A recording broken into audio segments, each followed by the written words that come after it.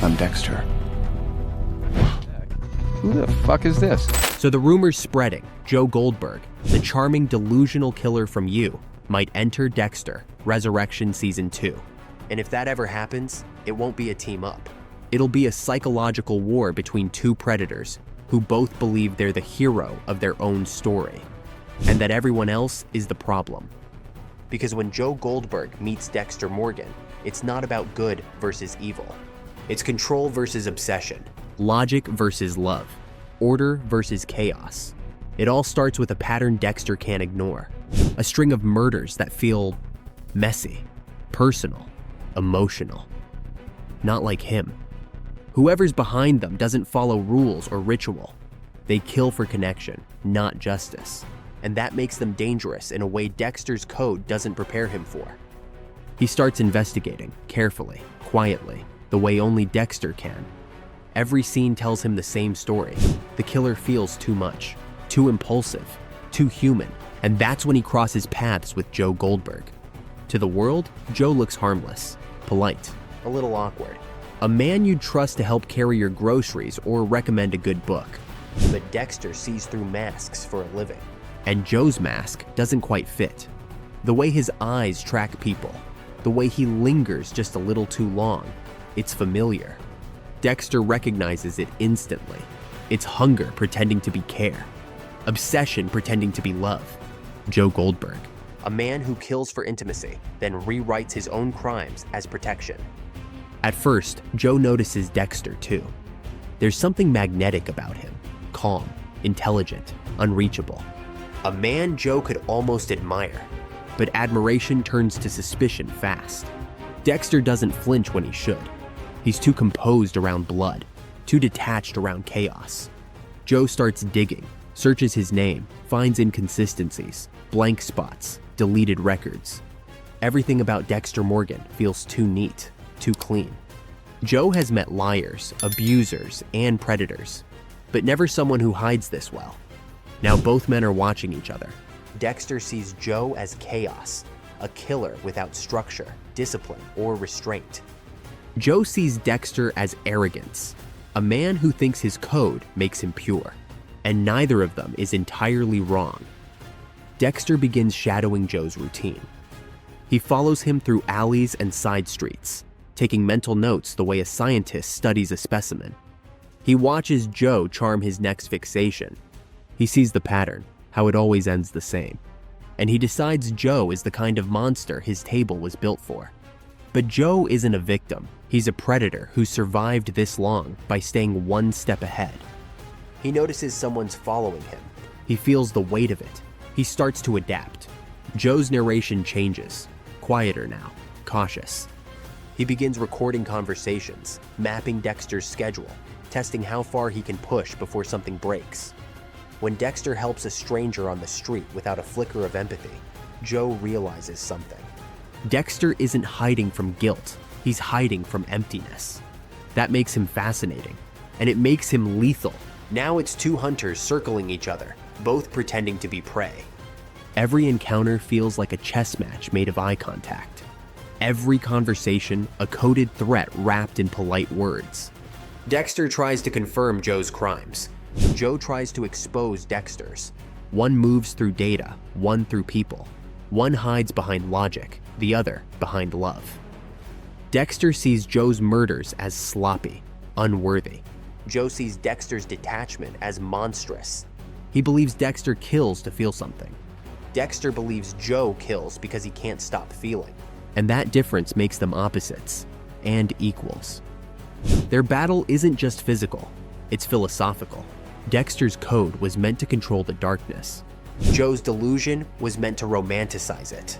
But in each other, they see the truth they've been running from. Joe realizes Dexter doesn't kill to protect anyone. He kills to feed a machine inside him. And Dexter realizes Joe's not a fool. He's proof that emotion can be as dangerous as cold logic. They are both the same disease, wearing different disguises. One night, the game ends. Dexter breaks into Joe's apartment. He wants proof, trophies, keepsakes, something undeniable. And he finds them. Photos, locks of hair, objects labeled love. But then, The lights snap on. Joe's been waiting. He's recording. He's smiling. He thinks he's finally found redemption, another killer he can expose to prove he's not insane. But Dexter doesn't panic. He steps closer, calm as ever. And for the first time, Joe can't read him. He sees nothing. No emotion, no hesitation, just a quiet void wearing a man's face. Joe tries to talk his way out, spinning another story about love and fate. He tells Dexter they're the same, both victims of a world too cruel to understand them. Dexter listens, like he always does. Then he says one sentence that silences the room.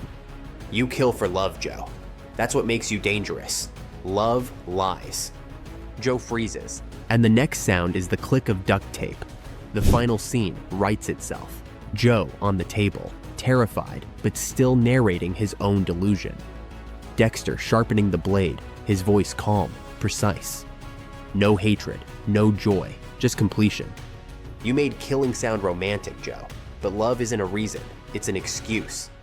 The camera pans away before the final cut.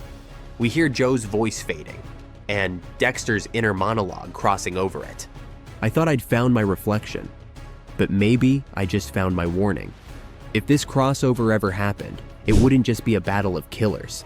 It would be a mirror, a slow, psychological unraveling of what separates justification from delusion. Because Joe Goldberg and Dexter Morgan aren't opposites. They're evolutions of the same idea, the belief that killing can ever make sense. One kills for order, one kills for love, both kill for themselves. And that's what makes Joe Goldberg the most dangerous reflection Dexter could ever face. So what do you think?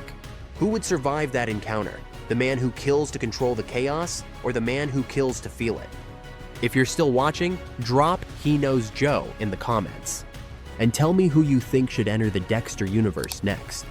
Because this story isn't over. Not even close. They say hate can destroy a man, but for Dexter Morgan, hate is what kept him alive. Across 8 seasons and 2 revivals, Dexter's hate evolved. It started as irritation. It grew into obsession. And in the end, it consumed the only person he ever cared about, himself. Every person he met, every betrayal, every death, built another level in the pyramid of his hate. So today, we're breaking them all down, from the smallest sparks to the darkest fire inside his soul. This is the 7 levels of Dexter's hate. And at the final level, you'll realize something terrifying.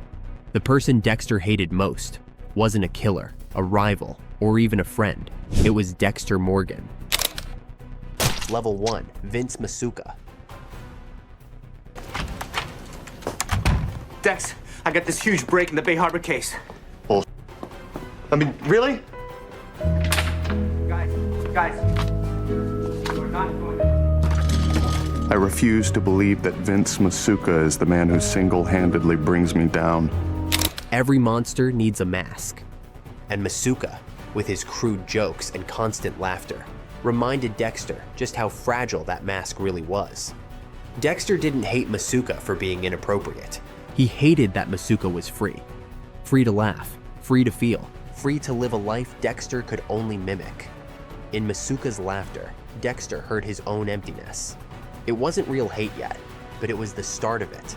The sound of irritation echoing in a man who couldn't feel joy. Level 2, Sergeant Dokes. What about these? The hotel cokehead murders, this dealer and the girl. Dokes, the only one who gets the creeps from me.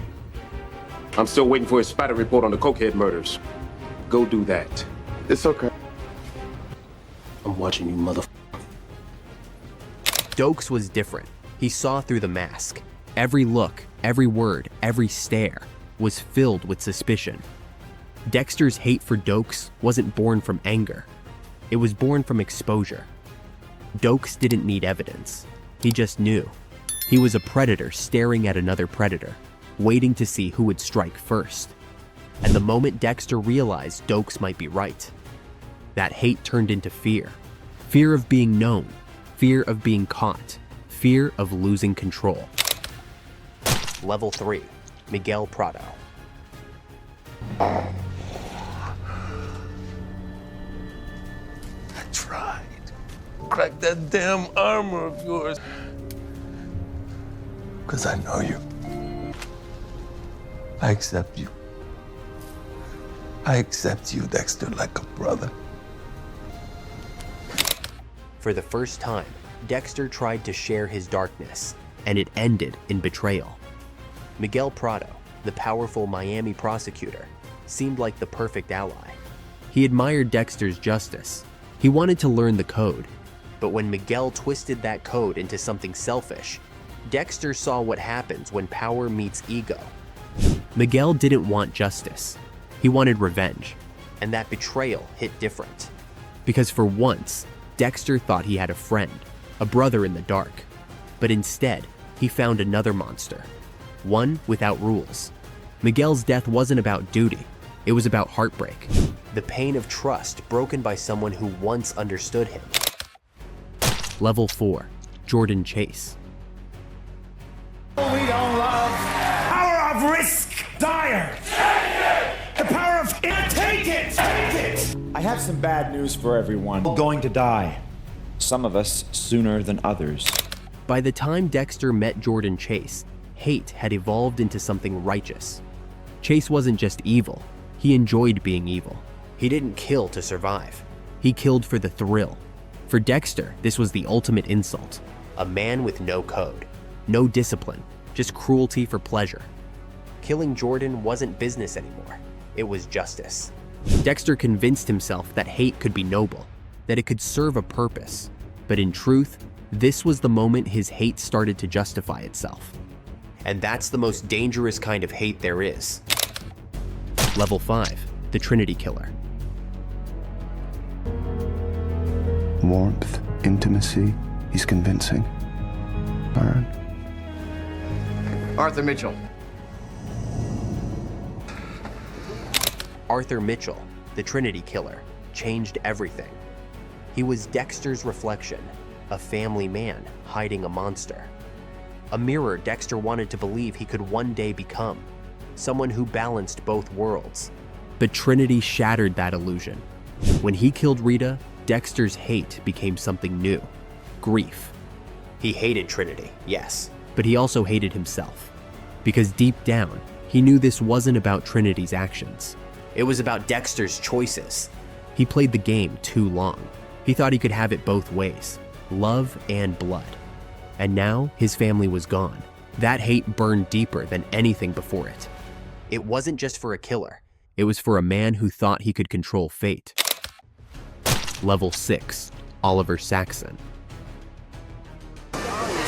Dexter, this is Oliver. Oliver Dexter. Nice to meet you. Yeah, you too. I didn't know if you wanted the Belgian brown or the oatmeal stout or the... By the time Oliver Saxon appeared, Dexter's hate had evolved into something primal. Saxon murdered Dr. Evelyn Vogel, the woman who helped build the code. To Dexter, she wasn't just a mentor. She was the closest thing he had to a mother. Her death didn't trigger the code. It triggered vengeance, the kind of hate that doesn't think, it reacts. When Dexter killed Saxon, it wasn't about justice. It was personal. And for the first time, he didn't even hide it. He walked into the station, left the footage, and smiled. He didn't care anymore who saw, because in that moment, hate had taken full control. Level 7, self-hatred. It's okay, son, to show what you're feeling.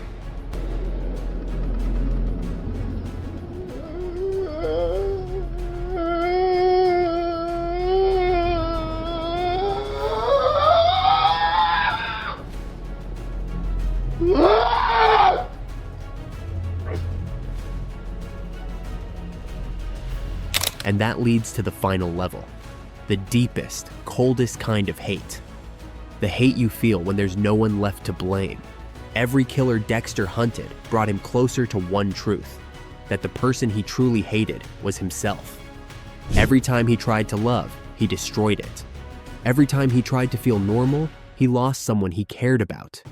His father's code, his victims, his family, all of it, just mirrors reflecting the same image. A man pretending to be human, while drowning in guilt. By the end of New Blood and Resurrection, hate isn't Dexter's weapon anymore. It's his punishment. He kills because he can't stop.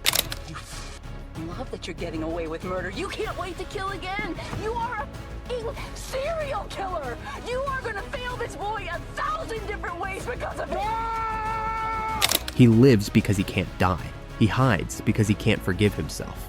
That's what makes this final level different. It's not explosive. It's quiet. It's lonely. It's the sound of a man realizing his greatest enemy wasn't Dokes or Trinity. It was Dexter Morgan all along. Which of these levels do you think pushed Dexter closest to losing control? Drop your answer in the comments. And if you're still watching, type Dark Passenger below. Because one thing's certain, hate always finds its way home.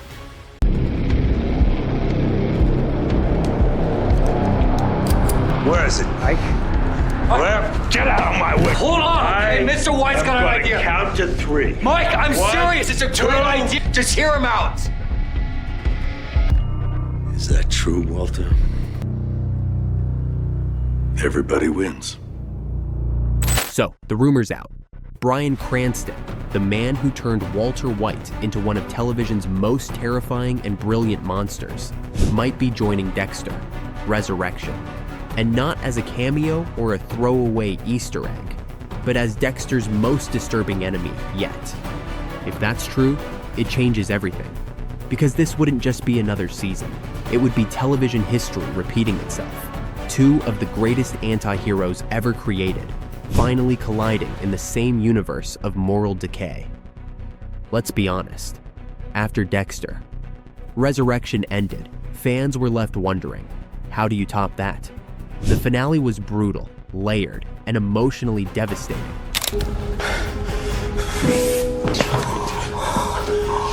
There's no coming back from this. No God that can save him. I need you to know. I didn't kill Maria. Or Dokes. I may be the bearer of pressure, but I promise you I didn't kill them. And now I'm dying. Because of you. Just like they did. I'm sorry. Dexter Morgan. Fuck you.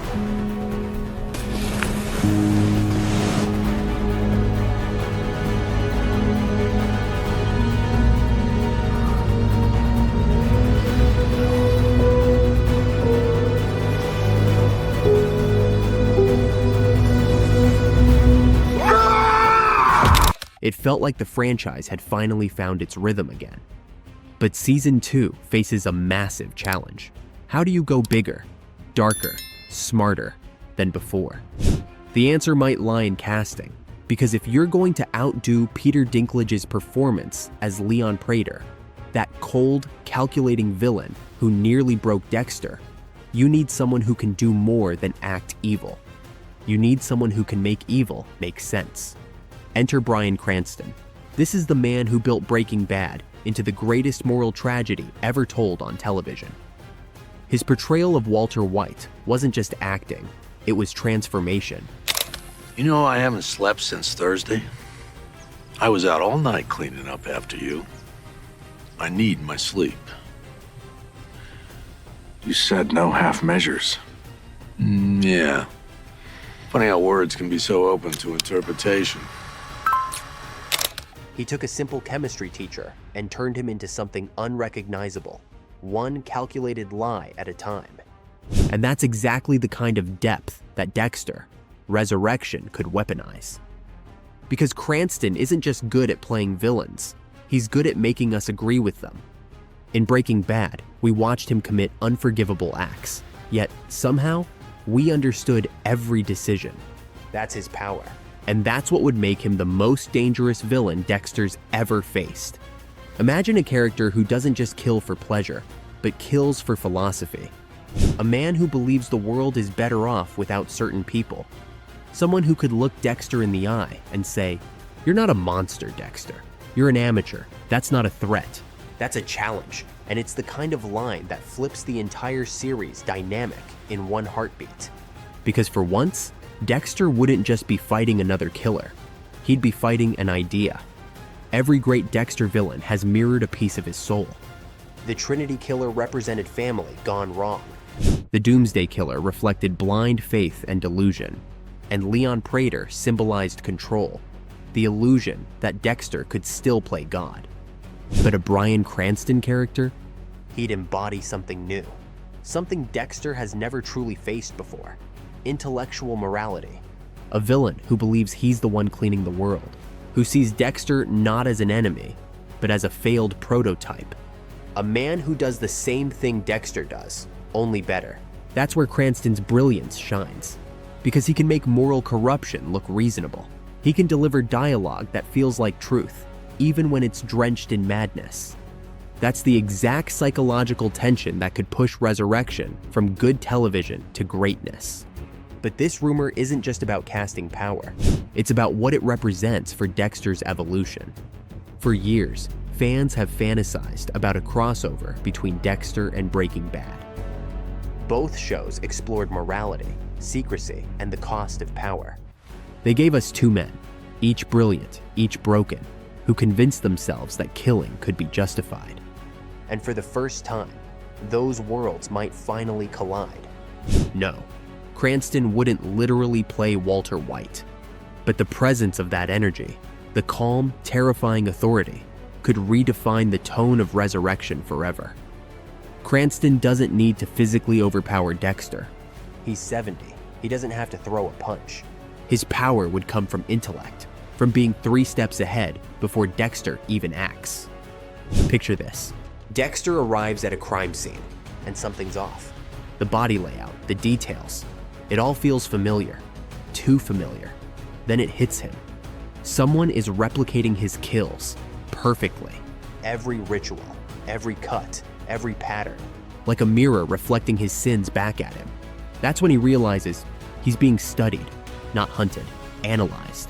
And the person pulling the strings isn't a random psychopath. It's someone who already knows who he is and is forcing him to play by their code. That's the kind of cerebral warfare Cranston was born to play. The most terrifying part? This villain might actually deserve to win. Because for once, Dexter would be the one outsmarted. Every decision he makes, predicted. Every move, manipulated. Every moral choice, turned against him. A killer who doesn't stalk victims, but stalks Dexter's conscience. That's not just thrilling television, that's evolution. It's a duel of minds where blood isn't the prize. Truth is. And if the rumor is real, think about the performance potential.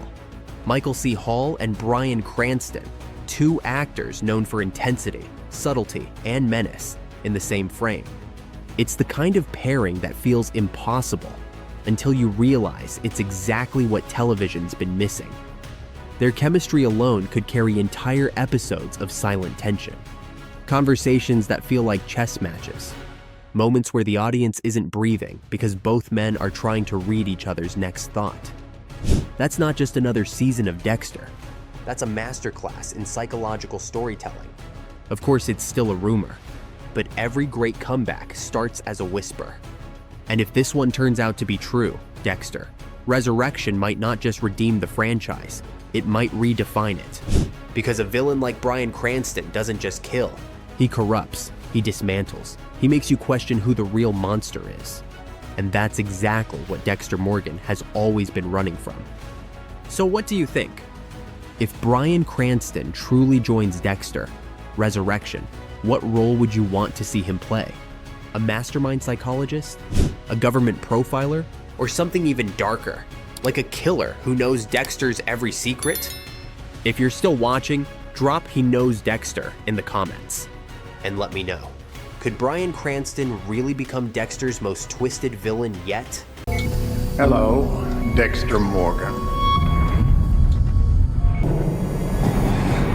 Hello? Is anyone there? Surprise, mother.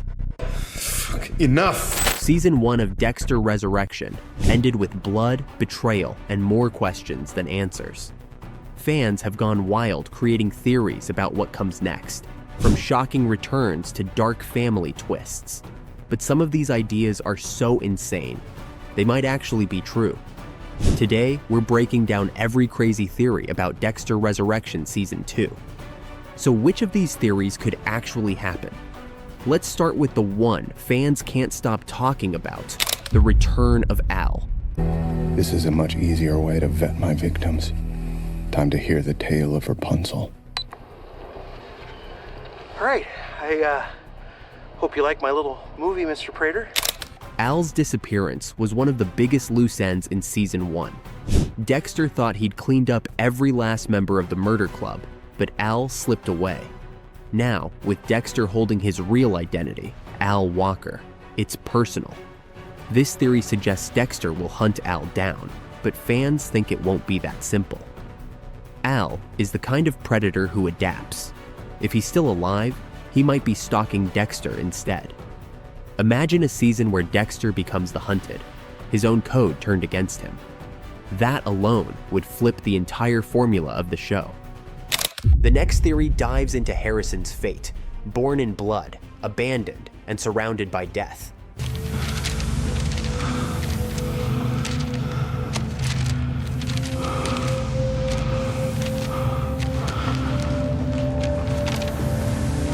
What the hell are you doing? Are you Dexter Morgan? It's me, Harrison. Harrison. You can't. Everyone close to you dies. That's why we're here. Harrison's trauma mirrors Dexter's in terrifying ways. He's tried to resist his dark urges, but his violent past keeps catching up. Remember when he broke a kid's arm in wrestling? Or helped Dexter kill Prater? Some fans believe season 2 will show Harrison embracing his darkness fully, becoming the new serial killer the series revolves around. Others say he'll form a father-son killing duo with Dexter, a twisted version of Batman and Robin. Either way, Harrison's inner struggle is bound to explode, and fans think it'll be the emotional core of the season. Few deaths hit fans harder than Deb's, but her presence never really left Dexter. She's the voice in his head, the last piece of his conscience. It's on the floor. Are you ready for tonight? And with Harrison walking the same path, the theory goes that Deb might reappear in Dexter's mind again, this time to protect Harrison from his father's influence. Imagine Deb's ghost arguing with Dexter while he tries to train Harrison. It would be chaos, morality, and guilt all colliding. If there's one voice that can break Dexter, it's Deb's. Now for a theory that fans either love or hate, Hannah McKay faked her death. Can I help you? Miss McKay? That's right. According to the show, she died of cancer off-screen, but fans aren't buying it. Hannah was a master of poison and deception, capable of escaping anything. She once drugged herself just to break out of prison. What if she pulled off one last trick, leaving Harrison to believe she was gone? If she returns, it could shatter Harrison's world and reignite Dexter's most dangerous love story. The writers brought Dexter back from the dead once, so why not Hannah? Here's where things get even darker. Angel Batista's shocking death at the end of season 1 wasn't just tragic, it set the stage for vengeance. Quinn, his former partner, has lost everything because of Dexter, Deb, Batista, and his piece. He obviously is in shock. His wife just died. He's submitting a lab report. Seriously, the next door neighbor, the guy with the, forehead, he was more broken up about Rita than Dexter was. Fans believe Quinn will return in season 2 to uncover the truth behind Batista's murder, reigniting the Bay Harbor Butcher investigation. Unlike past detectives, Quinn knows exactly who Dexter is, and this time, he's not holding back. A Quinn versus Dexter face-off could be the most intense chase the show's ever done. But not everyone wants to see more returning faces. Some fans think the constant callbacks to Miami are holding Resurrection back. They argue that Dexter's story has evolved. He's in New York now, surrounded by new killers, new allies, and a more complex moral world. Maybe season 2 will finally let him bury the past for good. This theory suggests the show will focus entirely on new villains and a new psychological war, letting Dexter become something we've never seen before. A man trying to survive without his dark passenger guiding him. If even one of these theories comes true, season 2 could redefine Dexter again. But imagine if several collide. Al hunting Dexter, while Harrison falls deeper into darkness. All while Deb's ghost tries to stop him and Hannah resurfaces to reclaim her son. Every part of Dexter's past would come crashing down at once, forcing him to face what he's always feared most, the monster he created in his own image. At its core, Dexter Resurrection is about legacy. Fans don't just want kills, they want closure. Whether that means Dexter training Harrison or finally meeting his match, Season 2 could be the ultimate test of his morality. Theories are fun, but they all lead back to one haunting question. Can Dexter ever be redeemed? And that wraps up every crazy theory about Dexter Resurrection Season 2. Which one do you think will actually come true? Drop your wildest predictions in the comments. And if you're still watching, type Dark Passenger Returns, so I know you're one of the real fans.